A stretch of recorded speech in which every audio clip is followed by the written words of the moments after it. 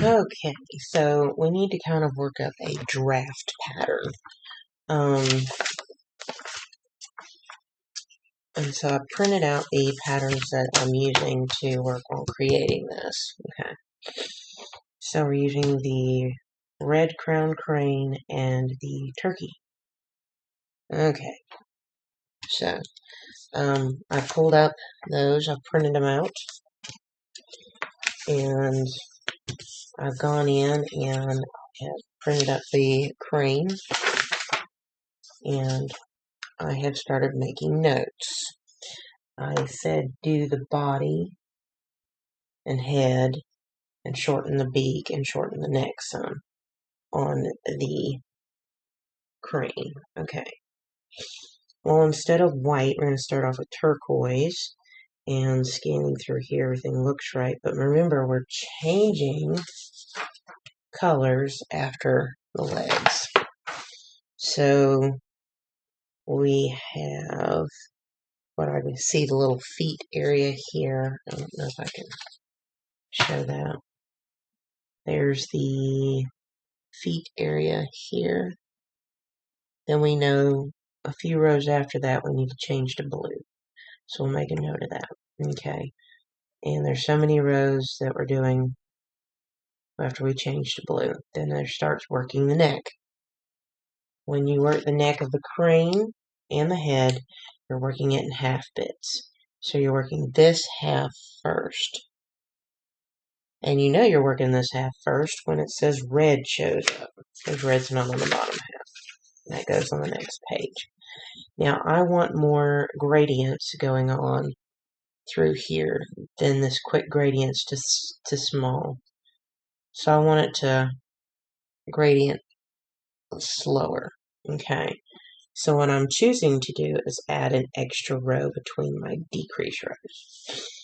So when I start seeing a decrease row, I put in that I want to do 2 rows instead of 1. Okay. And I put a note that this first section of the neck starts the top of the head. Alright. So between every decrease, I can get that to show.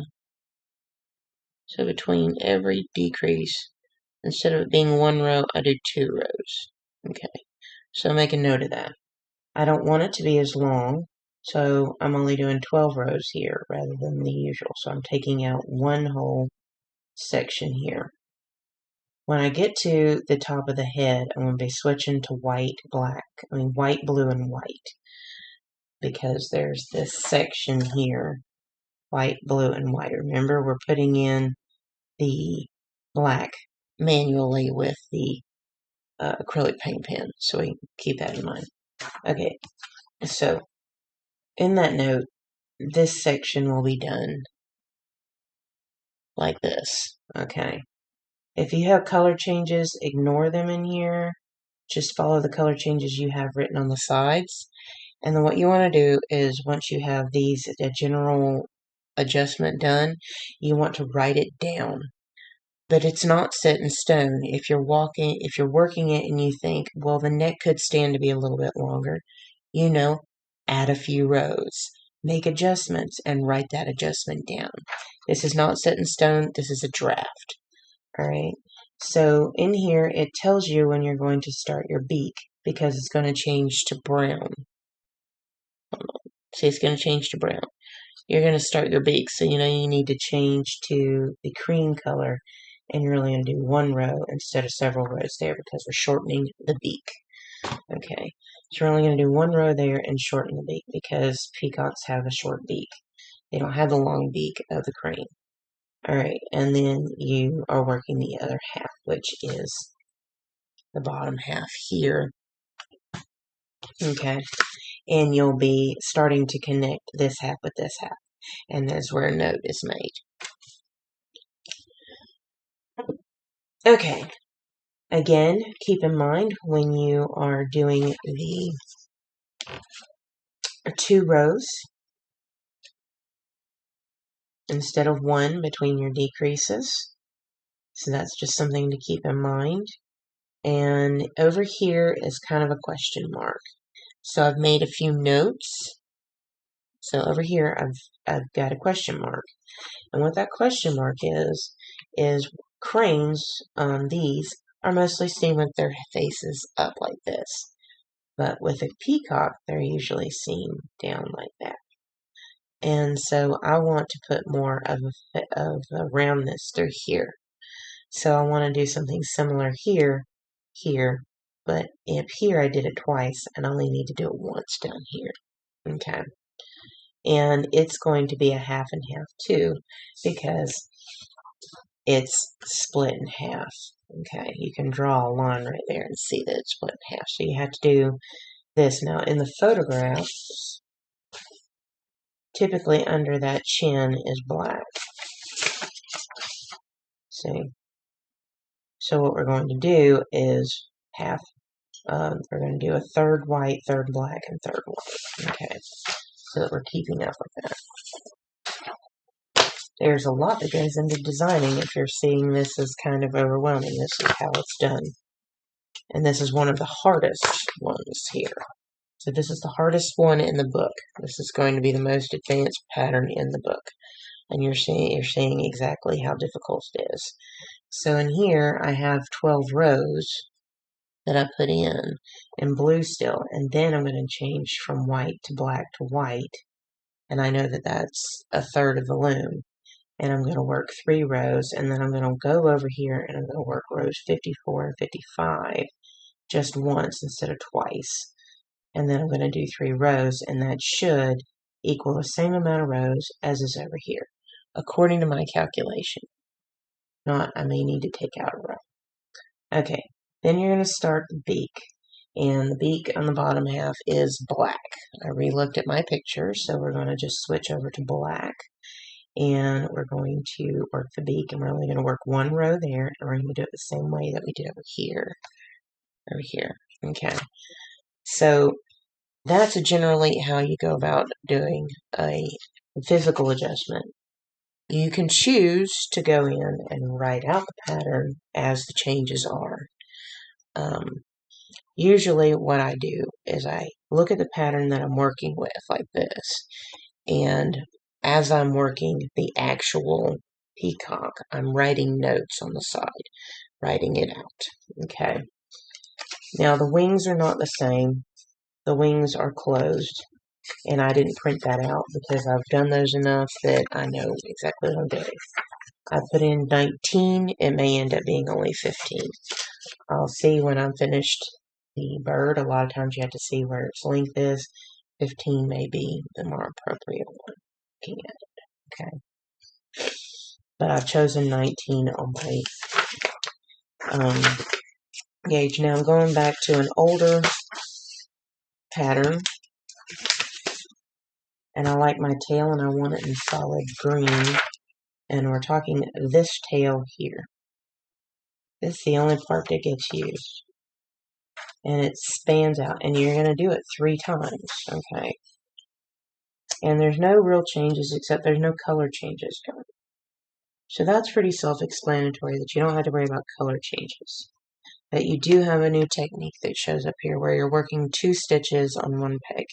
So you're shuffling things around. That's what's going to make it complicated, but that's what's going to make that fan look that we want. See, I have 3 sections of the fan going on, and that's what's going to create that. So this one's fairly easy on its adjustment. You don't have to worry about that so much. Okay, so I think I've got my base pattern generally worked up. Again, you can write it out, or you can do like I do, where you work as you go.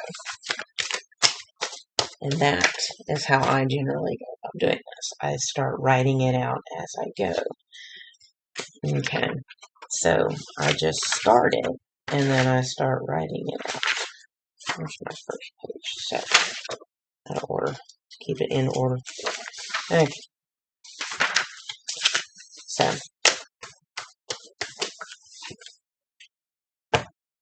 there is how you start working up your draft, basing it off of what you want to use from other patterns. And then you are going to start loom knitting. Now, in the past, what I've suggested doing is starting with a smaller loom, but starting with a smaller loom, I'm working on a smaller loom anyway.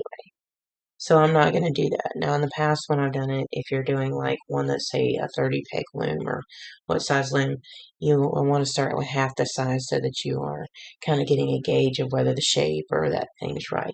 But because I've already done the work on creating the shape of the birds, you don't have to do the small version, okay? Because I've given you the opportunity to see how to do another bird with what I have in the book, okay? The book is a C more than what is going to be stated. I'm trying to get 40 birds in here, give or take, okay, depending on how my time frame's going. So with 40 birds in a book, you're going to have all these shapes that are going to show up, and you can use them to your advantage. And what I'm just showing you is how to use this book to your advantage to create designs of a bird that may not be in here. Because I'm one person, and I'm a mother, and I don't have all the time in the world to go in and create every single bird breed. And so what I'm trying to do is offer as many shapes as possible in this book so that you can go in and take this process and create the bird that you're interested in making. Okay, so this is how this works. And we're going to go on to part 3, where we're actually going to start making the bird. And we're going to start making notes. Okay. Now remember, this is a guideline. Okay. And sometimes the guidelines work out the first time, and sometimes you have to do them twice. I had to do the swan twice, and the swan is what gauged me on all the long neck birds. So my first swan looked more like a duck, and I ended up throwing the draft in the trash. But my first one looked like a duck. I knew I needed to add a lot more rows.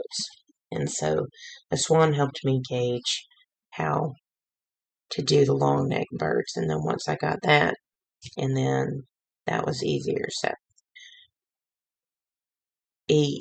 I've done the hard work for you. Okay. But here's how you go in and you draft up your actual pattern. If you're using too many different patterns, then it's probably best to go ahead and write it up, okay? And work as you go. All right, so we'll move on to part 3. And part 3 is going to be kind of long because we're actually making the bird, okay?